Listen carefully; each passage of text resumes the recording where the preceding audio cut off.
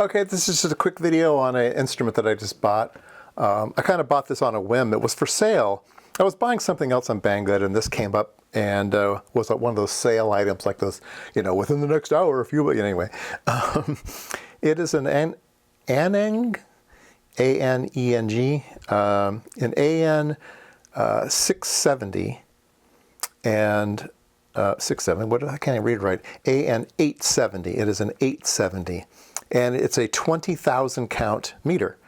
So it's 4.5 digits, 20,000 counts, and it's about the same size as my my UNI-T, which I really enjoy. So I thought, well, maybe I could use them side by side in some other measurements, since I only have one of these. But for $37, I just kind of wanted to see how it would do. Now, my UNI-T is also a 20,000 count meter. It is 22,000 count meter. And yeah, so this one, that's interesting. Tap day. Anyway, so the reason that I bought it was because I had experience with this meter, okay?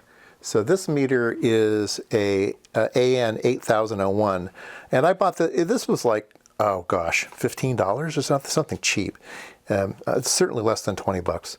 And this is the meter that I use in my office inside the house. I've got a tiny little shop there where I do mostly Arduino development and stuff, something that requires a big computer. I just got this in the drawer just in case I need a little multimeter. And I use this thing all the time, and I love this thing. It's just great. And it seems to be pretty spot on for calibration. So yeah, I really like this little guy. But anyway, so I'm familiar with the brand name, and so this was not a no name. I did know the name, and so I bought it. And it does lots of cool stuff. AC volts, DC volts, millivolts, ohms, capacitor, diode, beeping. The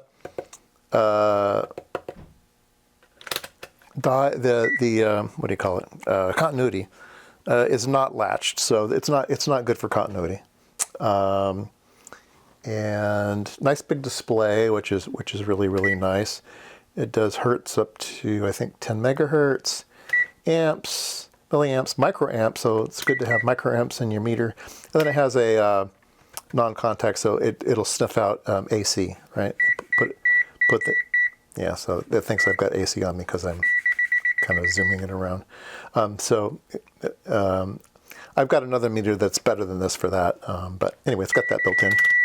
All right, so let's turn this thing on. So it comes with some accessories. Let me zoom out a bit. So it comes with normal probes, which I've seen before and had on other instruments. Let's see. These here, they're just real normal probes. If you want some good probes, go buy some good probes from Probe Master. But yeah, these are reasonable. They're okay. And then it comes with another set of probes. It comes with two sets of probes, and these have like little screw-in things, and you can have different things. Like you can screw in alligator clips, and it comes with a little bag of other things that you can screw in. So all kinds of little things. So that's kind of fun. And it comes with a temperature sensor. So it does temperature. Yeah, here it does temperature. So let's see what the temperature is. I can't open this up. Poke the bag. All right. So what kind of temperature probe does it come with? Oh, cool. It comes with a little little probe you can stick in orifices. And let's see if we can't get it to measure some heat here. APO centigrade and Fahrenheit. Let's do Fahrenheit because I'm calibrated to Fahrenheit. So let's put that in here. And it's measuring 70F. And let's go to, put it in my hand.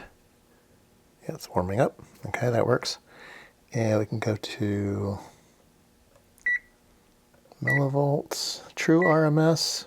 Okay, centigrade's 20, 23, 24. Yeah, I like it.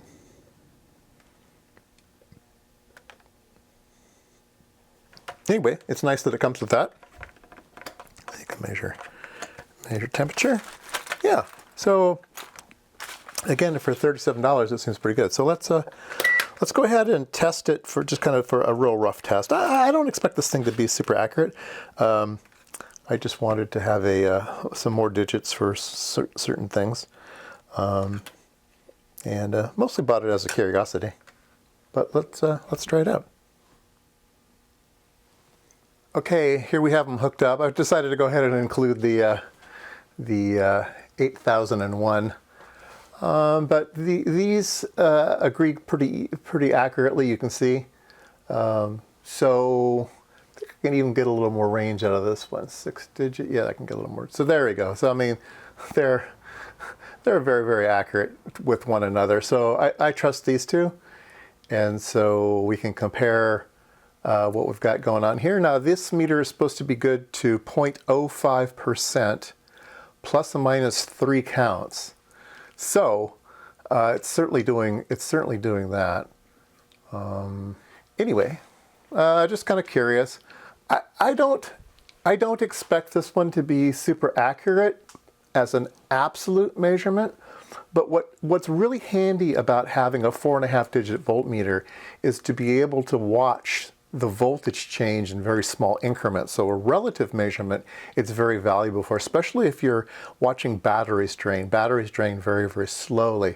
So it's nice to see that last digit. It isn't always that interesting to go out that far, but sometimes you want to see just very, very small deviations, and having a relative measurement, not an absolute measurement, is a very, very good thing to do.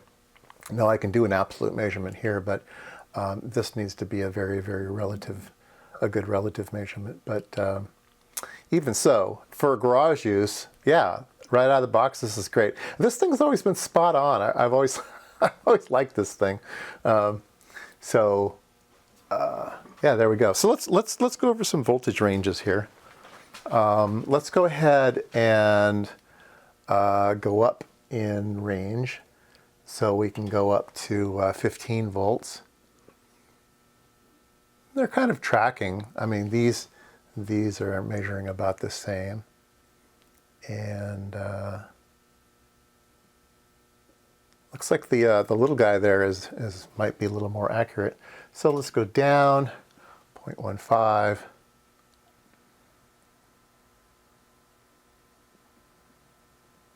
Yeah. Okay. Let's go to the millivolt range here on my source. So we have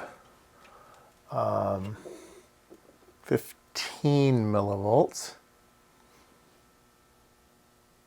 All right, and 1.5 millivolts.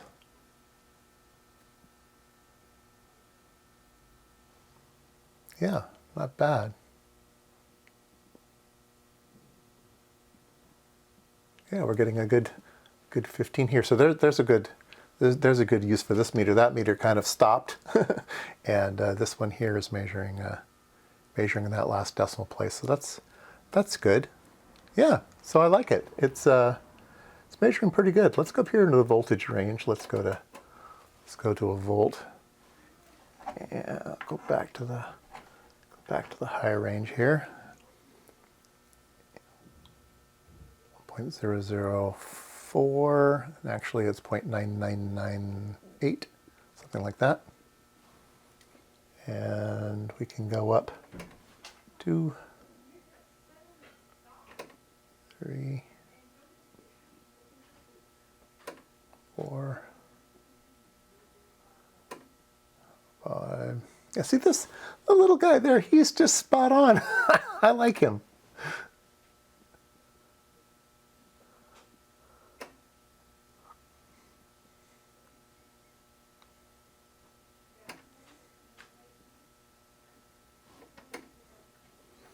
All right, let's go up here. Here's 90 volts.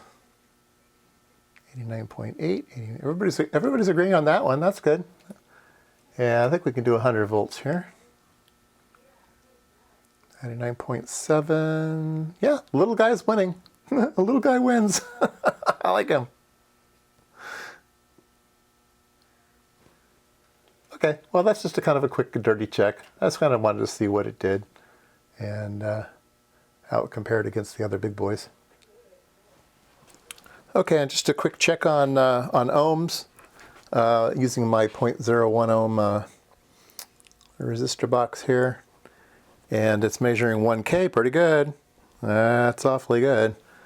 1K, 2K. Ooh, very nice. 5K, very nice. 8K, very nice. 10K. Wow. Wow. Look at that. Wow. I'm impressed. So it's measuring resistance very well. Look at that. 50K. Wow. Okay, let's go to big boys here. Let's see. This is 100K. Spot on. Look at that. Can't ask better than that. Wow. And then this will go to 1 meg is as big as this thing will go. It does have to settle a bit. But I'd say for home use, wow, this thing is great. So for the price, I mean, I paid it was on sale, but I paid $37 for a very, very accurate meter here with lots of digits. So yeah, 4.5 digit for $37. Wow. Things are getting cheaper. Things are getting cheaper. Let's go with the low ohms and see how it does here. Let's go to, let's see here, let's go to 100 ohms. And let's measure the relative here. Let's go here. So are we yeah, so you can see that our leads have a little bit of ohmage in them. Okay, so we will zero that out. We will do relative, and then we will go back. So 100 ohms is a 100 point. I don't remember what the spec is on ohms. It wasn't that great. The spec wasn't that good. Let's go to 500. Oh, the relative is off. I have to take off the relative. So 500. Okay, so relative only works on the scale that you're on the range that you're on. So let's go down in ohmage. Let's go to 10 ohms. And once again, let's zero out the relative here. Let's let it settle. Okay, we'll do relative and then move it over. So 10 ohms is measuring 10.06, 10.07. Not bad. And let's see if we can go down to here to 1 ohm. There we go. 1.00. Can't ask much better than this, right? Sorry about the reflection. This thing just moved on me. So yeah, 10 ohms and 100 ohms. Oops, that's the wrong way. 100 ohms is here. Yeah, quite good, quite good.